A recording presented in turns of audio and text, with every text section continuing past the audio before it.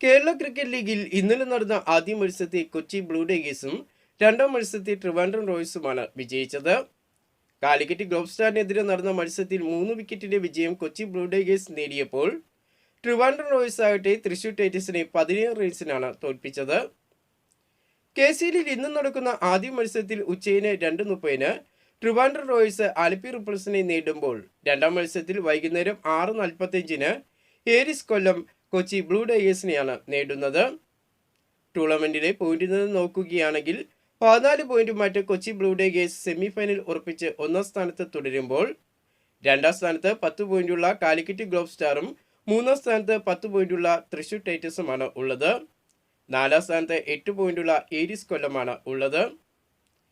Tournament റൺവേറ്റയിൽ മുന്നിൽ നിൽക്കുന്നത് തൃശൂർ ടൈറ്റൻസിന്റെ യുവതാരമായ അഹമ്മദ് ഇമ്രാൻ 423 റൺസുമായി ഒന്നാം സ്ഥാനത്ത് തുടരുമ്പോൾ വിക്കറ്റ് വേട്ടയിൽ ഒന്നാം സ്ഥാനത്തുള്ളത് കാലിക്കറ്റ് ഗ്ലോബ് സ്റ്റാറിന്റെ താരമായ അഖിൽ സക്കറിയ 25 വിക്കറ്റുമായി ഒന്നാം സ്ഥാനത്ത് തുടരുകയാണ്. സിക്സർ വേട്ടയിൽ ഒന്നാം സ്ഥാനത്ത് സഞ്ജു സാംസൺ 30 സിക്സറുകളുമായിട്ടും ഫോർ വേട്ടയിൽ ഒന്നാം സ്ഥാനത്ത് 53 ഫോറുകളുമായിട്ട് അഹമ്മദ് ഇമ്രാനുമുള്ളത്.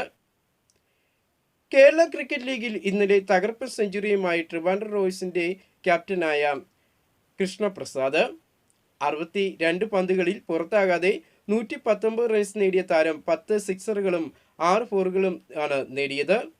ഈ ഒരു സെഞ്ചുറി പ്രകടനത്തോടെ താരം കൊച്ചി ബ്ലൂ ഡേഗേഴ്സിന്റെ താരമായ സഞ്ജു സാംസനെ മറികടന്നുകൊണ്ട് റൺവേറ്റയിൽ രണ്ടാം സ്ഥാനത്ത് എത്തിയിരിക്കുകയാണ്.